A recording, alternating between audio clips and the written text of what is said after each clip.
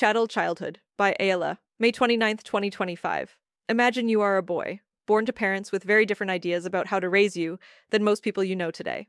They arrange for some friends to snatch you off the street one day when you're 8 years old. They tell you you can't see your mom again for a long time. Years. You cry and fight, but they hit you and tell you they will kill you if you don't do what they say. These people torture you, shove sticks in your nose until you bleed. You're then dressed in ritualistic clothes and brought to an older boy, in his late teens probably, and told to give him a blowjob and make sure you swallow. You do not want to, but they hit you again and yell at you. You try to be strong and do what they say. You can't go home. They keep making you do this. You see your father around and he nods approvingly. Your mother isn't there, but that part isn't weird. Your mother and father never go outside of the house together. When in public, you've never seen them touch each other, look at each other, say each other's names. Your father tells you it would be very shameful for him to acknowledge your mother in front of other people. Real men don't do such things. Real men got to be that way by giving other men blowjobs when they were children. If this happened, you might grow up and do pretty well writing a book about your weird, fucked up childhood. You might need to spend ages in therapy, undoing the tangles of your sexual assault. Nobody would be surprised if you got a drug addiction. Well, what did you expect? Did you hear what he went through? They might say, shaking their heads. He must be so emotionally damaged. He's clearly acting out from trauma. But what I described once happened to every single boy in the Simbari culture in Papua New Guinea. Pre-modernization, this was standard issue in their society. If you were born in this culture, you wouldn't have known any man who hadn't gone through this. And if you got on a plane and then hired a jeep and then hiked the rest of the way into the highlands and sat one of them down and said, "Oh my gosh, don't you need therapy?" he would laugh at you. Or rather, he'd probably ask, "What's therapy?" But would he need therapy? In Simbari culture, ingesting semen was important for life force, and he's been taught this from birth as matter-of-factly as he'd been taught which plants were poisonous. Are you saying you wish he'd been deprived of life force? Everyone he knows went through the same thing. He views it as good and meaningful and will happily force his own son to endure the same. I'm not sure it would make sense to conceive of him as traumatized in the way we use the word, which is by typing it out grievously from computer keyboards. But okay, even if he doesn't have the conception of trauma, there's probably other signs. Like, physical torture is still a real and bad thing. So maybe he has a flinch reaction to sharp sticks coming near his nose. Maybe. Except there's no sign of it. You ask this to the Simbari man, and he laughs. "We bleed all the time, anytime women menstruate, to purge ourselves of exposure to corruption." He pulls out one of the commonly used nose-stabbing sticks and inserts it into a nostril. "See? Like this. And then you just tap on the other end of it with a rock. Want me to do it to you?" Trauma, or at least the type of trauma people invented BetterHelp to solve, isn't linked to the experience itself, but rather the meaning we make of that experience. I recently wrote about my childhood, which most people consider to be rather unfortunate. Oge boy, I read that entire Substack. She just describes torture. In any other context, this is torture. But was it more unfortunate than the childhood of every single Simbari child? Probably not. If you went to a Simbari 8-year-old getting pointed sticks hammered into his nostrils shortly before getting his head shoved onto a penis and said, Hey, do you want to swap places with Aella, who gets normal beatings that don't make you bleed and never has to swallow any semen? That kid might very well take the deal. If you then told this child, Well, actually, Aella was very upset about her childhood for a while, and wrote a blog post about it, and people were very sorry for her and said, wow, that was torture. The Simbari 8-year-old might be extremely confused, as in, imagine that someone from a futuristic alien society comes to you today and says, "You get to swap childhoods with a kid who never experienced bullying at school, had parents much more attuned to his needs, and had to do only half as much schoolwork, and basically everything in your life is a little better." You might be like, Hell yeah. The alien nods sagely. "Indeed, this is an improvement. But in our advanced culture, that kid is considered deeply unlucky. People are horrified at what he had to endure, and in fact he was on a talk show last week to discuss how he's been emotionally coping. If you somehow visited our planet, you would be elevated as one of the worst cases of torture we've ever witnessed." You might think of this advanced culture as comprised of a bunch of pathetic wusses. You weren't tortured, you're fine. Not perfect, obviously some parts of your childhood were hard, but wasn't everybody's? It's really not a big deal. "Are you sure? Don't you have nightmares about having to wake up early?" No, what? Like in the morning? "Yeah, like for school, didn't you have to wake up at like 8 a.m.? 7 a.m., actually, but, no. Waking up early isn't even a bad thing. I'm not traumatized by it at all. The alien nods and appears to be choosing his words carefully. But, all right, let's start here. You would agree that waking up early is unpleasant, right? Like you'd rather not? Sure, but lots of stuff about life is unpleasant. I don't know why you're singling out that specific thing. I understand, of course, but, to clarify, you were forced into doing this by adults, yes? Yes, but it was for our own good. You have to get to school on time.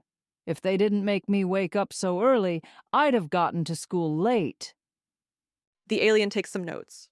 Right. Your culture decides to start school early on purpose, knowing this will require the mass waking up of children. Yeah. I mean, there's been some arguments over it. Some studies show kids learn better if you start later. But that's besides the point. Really, dude, this isn't something bad enough to go on talk shows over. On this planet, everyone would laugh at you.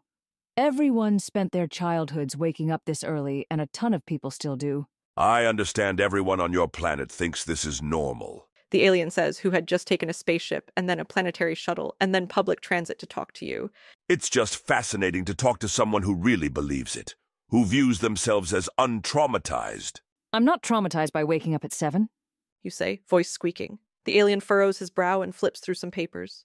I see here that you experience a flush of physical anxiety when you hear specific alarm sounds go off even in places unrelated to your bedroom, such as in a movie. Is that correct? I mean, yeah, but... And last week someone's alarm went off when you were at a party. You physically flinched and said, and I quote, "That just triggered my fight or flight response." Okay. I can see how maybe you'd be confused here, but you've got to take my word for it. That's just not the sort of thing you get traumatized over. I don't need therapy. In fact, I still wake up at 7 a.m. for work. It's not that bad. Maybe you should try it. I don't like philosophies of harm that are so relative. This conception of trauma is just the magic wand of culture, designating which painful things are necessary and meaningful, and which painful things are terrible and abusive. The wand is fickle. Much as we are horrified by the decisions of civilizations past, so too will the civilizations in the future feel about our system. My parents would say, "Oh no, forcing a child to give blowjobs is bad." and our culture would say, Oh no. Forcing Aella to act happy for her punishments is bad. and the aliens would say, Oh no, being forced to wake up at 7 a.m. is bad. I am made uneasy by philosophies of child rearing that involve pointing to the slightly meaner guy down the line and going, Well, I treat my property better than he does. because in this world, children are seen as property. Parents enact protocols to break children into submission to their dominant culture under whatever torturous means necessary. It's for their own good, after all. It's necessary. Let's compare these two quotes. The child is improvident, will not lay up in summer for the wants of winter, will not accumulate in youth for the exigencies of age. He would become an insufferable burden to society. A father has the right to prevent this, and can only do so by subjecting him to the rod of godly compulsion. These first years have, among other things, the advantage that one can use force and compulsion. With age, children forget everything they encountered in their early childhood. Thus, if one can take away children's will, they will not remember afterward that they had had a will. One of these is a German handbook on child rearing. The other is from an old pro-slavery tract. I just swapped out Negro for child and society for father, but you wouldn't have noticed if I hadn't told you. Maybe this isn't surprising. We know what happens if you give people the legal right to own other people as slaves. At best, it's dehumanizing. At worst, it's torture and death. The system of chattel childhood happens over a much wider scale. It involves ownership over people who are physically much smaller than you, who are effectively mentally disabled, and who will experience some amnesia about what you do to them. You get the privacy of your own home to do what you like. Your ownership is legally enforced. If your property runs away, your taxpayer money funds the police to forcibly hunt them down and bring them back. If you hit them, it's to prevent them from becoming a burden to society. This is the default perspective on children for much of civilization. Let's take a quick foray into the results of the children as property model.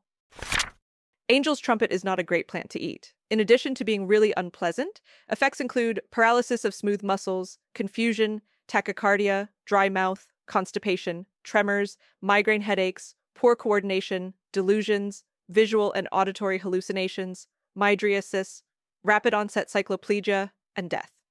We have a case of one guy who drank a cup of angel trumpet tea, calmly went into the garden, and then amputated his own tongue and penis with pruning shears. Some South American indigenous cultures had this plant lying around and went, "Hey, you know what this would be great for? Punishing our children." When kids misbehaved, they would make them drink angel's trumpet so they could go get scolded by their dead ancestors. In Mauritania, under threat of physical punishment, they force-feed young girls about 15,000 calories per day, roughly 27 Big Macs, or approximately 7 gallons of milk, or approximately 200 eggs, until they become obese. If the girls vomit the food, they are forced to eat their own vomit. The fat farms use various methods of torture to force the girls into eating.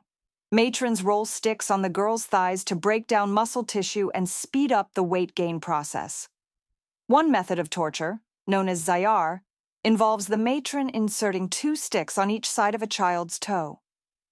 When the child refuses to eat or drink, the matron squeezes the sticks together, causing intense pain. Other methods include bending a girl's finger backwards until it touches her hand, pinching her inner thigh, or beating her with a cane. If the child vomits, she is forced to eat her own vomit as punishment. Fate Matui, a fat farm manager in her 60s, admits that the girls cry and even scream at treatment, but she responds by grabbing them and forcing them to eat. The girls return from the fat farms weighing anywhere between 130 and 220 pounds, with lots of layers of fat. Dietitians indicate that a normal 11-year-old girl should weigh 72 to 95 pounds, depending on her height. In much of the world, beating children, typically boys, was commonplace. You've got birching, caning, sometimes so badly that they died. In the 1800s, a schoolmaster beat a pupil to death. He wasn't charged with murder, though, because he was a schoolmaster and had parental authority. Really, killing kids just wasn't that unusual. Today is better, but not by much. 2/3 of kids on Earth experience violent punishment as a matter of routine. In Africa, 43% of kids have experienced severe physical abuse. In many regions, torture by schools is legal and default. Other forms of assault administered as corporal punishment include pinching, pulling ears, pulling hair, slapping the face, and throwing objects. Teachers and school personnel also punish children by forcing them to stand in painful positions, to stand in the sun for long periods, to sit in an invisible chair for long periods, to hold or carry heavy objects, to dig holes, to kneel on small objects such as stones or rice, to exercise excessively without rest or water, and to ingest noxious substances, e.g. cigarettes. The lowest rates of violent punishment are in North America, where 49% of kids under 10 had experienced it. My childhood was about an average childhood experience as far as historical childrearing goes, and an extremely bad one according to modern standards. But for me, the bad thing about my childhood isn't the pain so much as I wasn't treated like a person. Pain itself was fine. I endured toys breaking, fights with friends, ending things with a crush. Many of those were sometimes comparable in pain to what my parents doled out. But at least in my own pains, I had agency. The pain was mine to choose, or the will of nature against mine. The actual awful thing about my childhood was the constant subjugation of my will to theirs. My core point here is that agency violation is a more sustainable and consistent framework for looking at this than trauma. My grandpa got a case of the molesties when I was a kid, and I am horrified that people's objection to this is that it was sexual, and not that he was forcing me to do something I didn't want to do. 8-year-olds don't want to French kiss their grandpa. They don't want to get sticks shoved up their nose or wake up at 7 a.m. either. If us children had our agency respected, none of that stuff would have happened. The problem with sexual assault is the assault part. It's so confusing to me that when I talk about my childhood, people single that out above and beyond all the other consistent ways I had my agency violated. But nobody cares about that part, just boring old routine violation of personal autonomy. I was a child, and children are property. The property part is fine. It's that now the property has been made less innocent that squicks people out. Your property is supposed to be cherubic and carefree. In liberal culture, we don't want your property to scream in pain because that makes us feel bad. Keep your property happy. Keep them in line. I don't approve of the Simbari child rearing, not because I think the pain and disgust of what the children are forced to do is inherently bad, but because they are forced. To love someone skillfully is to pour fuel on their soul. It's to see the world through their desire to delight in it and go, I desire you to get what you want. It is the amplification of their will. The Simbari people are destroying the will of their children. My parents destroyed my will. And I think quite seriously that our current culture is likewise destroying the will of its children en masse. That's what you do to property. I have a friend who, as a teen, decided he didn't want to attend school. He just stopped going. Things escalated, and the police ended up forcibly taking him to school, but he would just walk out as soon as they left. They threatened that they'd get his parents in legal trouble for failing to get him to go to school, so he finally complied by going to school, but sat in protest out in the hallway. They ended up sending him to a detention center for bad kids. If done to an adult, that would be a serious violation of human rights. It's the kind of thing you do to a slave or a prisoner at a re-education camp. My friend ended up entering into one of the top philosophy PhD programs at Rutgers. I don't mean we should let kids do whatever they want. We don't let adults do whatever they want. If they smashed your property, we'd put them in a locked room until they calmed down. If they hit you, you'd hit back in self-defense. Failing to have boundaries against children, much as you would adults, is also dehumanizing. But good treatment of children should likely be closer to how you would treat a parent with dementia. Sometimes forcibly controlling their body is necessary to prevent damage to themselves or others, and you definitely don't let them go outside alone. And there will certainly be many gray areas where you're conflicted about how much to override their agency, but at least you're starting from a baseline of treating them as a whole person. In response to my childhood post, many people responded by saying homeschooling should be illegal. Updog drinks sky. Homeschooling should be so insanely illegal, it's not even funny. But homeschooling was probably the best part about my childhood, because it allowed me freedom. I had to do a few hours of schoolwork in the morning from various books, at my own pace, and then I had the rest of the time to do whatever I wanted, so long as it wasn't sinful and I wasn't at the ass end of the funnel. I consider my childhood to be, in many ways, obviously better than most other kids' childhoods. They had to go to school. I only had my agency violated some of the time, but they had theirs systemically violated for a minimum of 7 hours of the day, and realistically probably more than that. Sure, mine hurt worse physically, but that was temporary. Theirs did much more permanent damage to their relationship with learning. When I was 14, I was extremely well behaved, and so my parents tried, briefly, sending me to public school. I had massive culture shock. The kids' humor felt regressive. I was horrified by everyone using bad words. But most of all, I was shocked by the amount of time wasted. I would spend all day at school and learn as much as I would have learned in an hour at home. It was tedious. I had to be at certain rooms at certain times. I had to sit in a single spot and stare at a teacher who took a while to get going with the lesson, and then delivered the lesson slowly, and then we were made to leave. Rinse and repeat. And after I got home, I had to do more homework, most of which I wasn't interested in. I couldn't believe it. It felt like I was watching a TV show made out of entirely filler episodes. I had much less life in me during my time at public school, because they had taken my time away from me. I had less attention and energy to devote to stuff I cared about. When I first got out of being homeschooled, I ended up in a group house with open, smart people who'd gone to public school. It was an amusing point of difference between us that I didn't think learning was uncool. They explained to me that in the normal world, trying to learn stuff about the world was actually pretty low status. This was mind-blowing to me. It felt like someone was telling me that listening to music or enjoying a beautiful sunset was embarrassing. I feel like I'm in absolute crazy town that everyone seems to think the school system is okay. You're pouring the most vivid years of someone's life into the fucking drain, forcing them to sit and wait and stare at walls and spend their attention focusing on stuff that most of them don't care about at all and will barely remember afterwards. This is how you treat property, not people. I am extremely triggered by the way everyone treats kids. It's upsetting to me that people get mad at my childhood, but aren't near equally as mad at everyone else's. You're mad at the wrong thing.